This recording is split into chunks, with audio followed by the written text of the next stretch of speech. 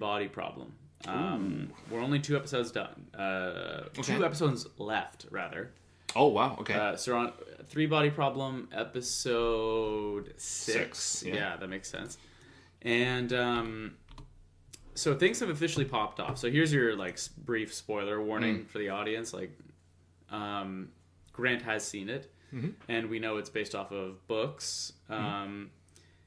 The big moment, I think, or one of the biggest moments is probably in episode 5. It is the Sophon reveal. Okay. That's Nice. when, you get the lore dump of big lore dump. Yeah, like, the Santi, which is the alien race, which is, like, on their way, and how they've been communicating with Earth, and how they've been using their alien technology to spy on the planet, and why they're trying to cripple modern science, and all this. It's actually very satisfying. Yeah.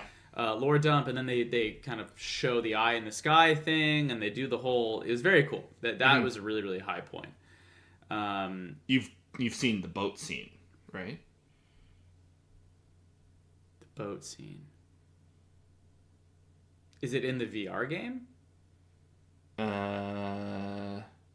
Have you seen the Sophon's like base of operations yet? No, I don't think so. Really? That far in? Base of operation. I see them like create a Sophon in space while they're like monologuing it. I think like they talk about how you can shrink it down to the size of a proton. Has the nanowire stuff taken place? Oh yeah, sorry. Okay. Sorry. Yes. Sorry, I was like, man, I'm pretty sure that was like earlier. The boat season. seems fantastic. Isn't that terrifying?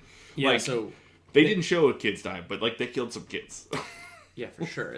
So yes, they use Yeah. Augie's nanofiber technology to let a boat drive through like a canal, and they've got nano wires strung across it, and it just cuts everything in its path, including the boat and the everybody on board. And the CG was really, really good. Really cool effects. Really cool. I'm sure lots of cool practical effects, bodies exploding and shit like that. Just like the little stuff of like watching like steam now, coming out of a vent because like the vent's been cut or the pipe's been cut. And Attention to detail. Little stuff, stuff that's like like a silly, not a silly trick, but like a very simple practical thing in a movie. But it's like it really kind of sends home like what's going on. Yeah, it's really what smart. These VFX artists, like these experts, always talk about. It's just that every little bit increases that sense of immersion, right? The more you can add little things like that, like the vents, the steam coming out of things, it all really, really helps. The sound the blood makes when it hits the ground. Someone has to do that, right? Like it doesn't. Yeah. You don't hit an emulator on your computer, and it does, like you have to think of all these things, and that was a really good. That was a really, really good scene. Jonathan Pryce, so fantastic. Both in Game of Thrones and in this. I really enjoyed his part on the show. Augie, okay, this is what I wanted to talk to you about though. I had a bit of a dip in episode 6. Like it's a good episode. Sure. We're really starting like humanity's response to this lore dump, and there's looting and mass hysteria as you would expect there would be. Yeah. But I found myself in more than one moment. In particular, a lot of the stuff that is it Thomas Wade? I think Davos, Davos's character. Okay. Yeah. Who it has yet to be revealed what governing body he works for, or like they like keep alluding to it. He's like, oh, if you knew who I worked for, you're gonna. They don't really kind of ever. Touch that. No. So that doesn't work for me at all. Because I think I'm really losing my sense of like my suspense of disbelief when I watch it, because it's like, is this how it would happen? Him and Dr. Chung just in a room, and her saying, just give me trillions of dollars for nukes, and there's all these people saying, oh, that'll never work. But it's like, who are these people? What panel is this? Is it a UN? Oh, you mean like the new group he kind of puts together? Yeah. Like, oh, okay. Gotcha. And who's he? Why do we care about what he says? Like, none of it. Yeah, I don't know. I just lose that a little bit. And it's funny because, you know what I keep thinking when I have these issues with the show of like, does that make sense? Like, is this... My thought is like, fuck, this would be a better book. Like if they had more time, because I don't want to guarantee it because I haven't read the book, but I just feel like a lot of the problems that I have with the show are that they're probably worried about runtime, and they probably can't afford to be like, hey, let's spend 45 minutes on explaining like how there's going to be governmental cooperation internationally, how we're going to assemble a team of panelists and this and that. Like I remember you mentioned they've smashed a lot of characters together. I think the biggest thing to immediately answer your question is like the book is like almost is like so far where I'm at. I did put a bit of a pause on it, but like it's like 80% set in China.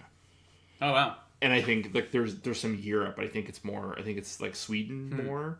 Like I don't think the UK even has a presence. Like, again, where I'm at, but it's like it's mainly China. So I think there's like a lot of that like governmental stuff.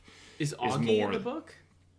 No, I don't think any of them are. She doesn't feel like a real character, and I'm not trying to be like a dick about it, but it does feel like her, a bit like, of a... her like open angerness is from my understanding the only guy, and I don't think I've met him yet. I think he has a different name in the book, but it's the first physicist we meet where his boss like jumps into the reactor. Oh yeah, the panel. I'm like on Vera his name. Wang jumps into the reactor. She's the daughter of the girl who. But the guy that was working in like the room, like that she kind of talks to, the guy with the glasses. Yeah. Okay. But anyway, so like Saul. Yes, I think Saul's technically the only one who's not like an amalgamation.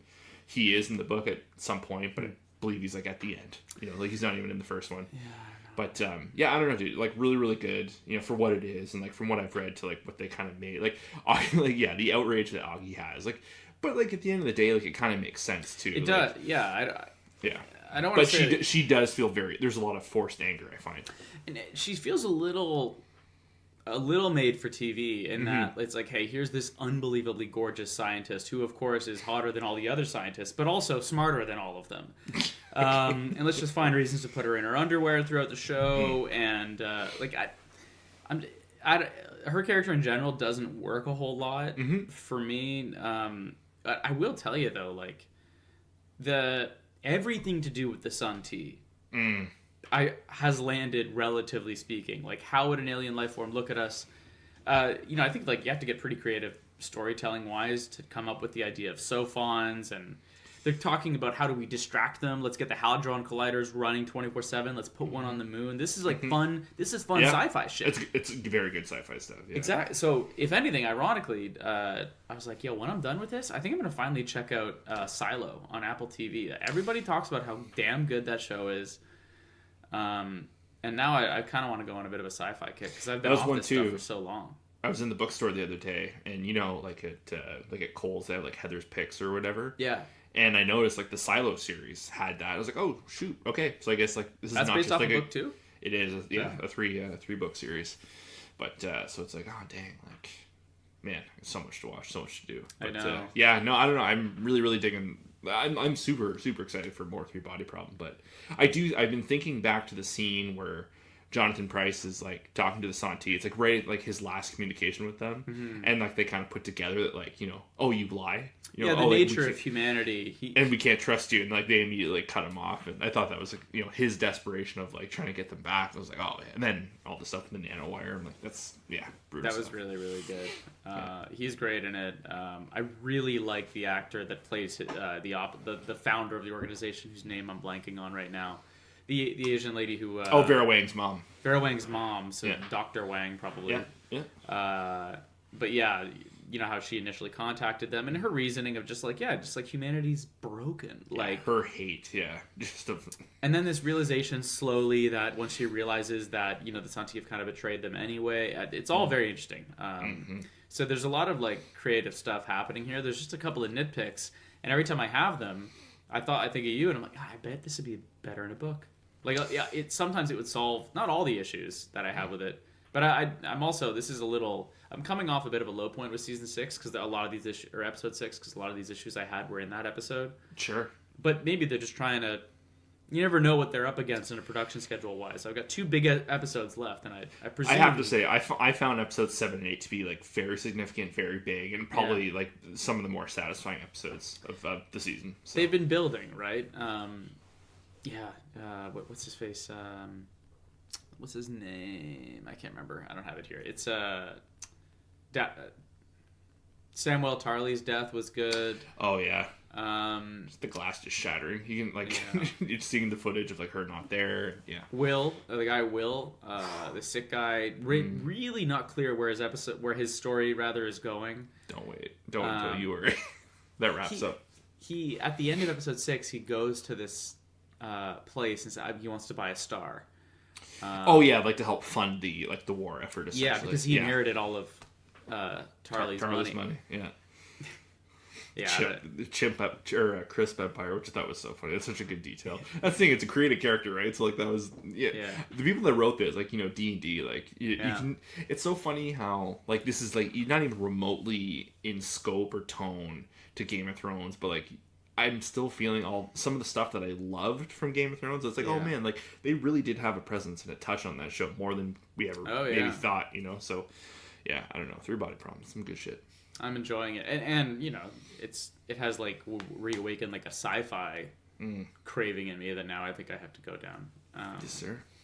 Yeah, quickly anime side quest, because I know you still haven't watched it. Okay, dude, I gotta say, Dragon Ball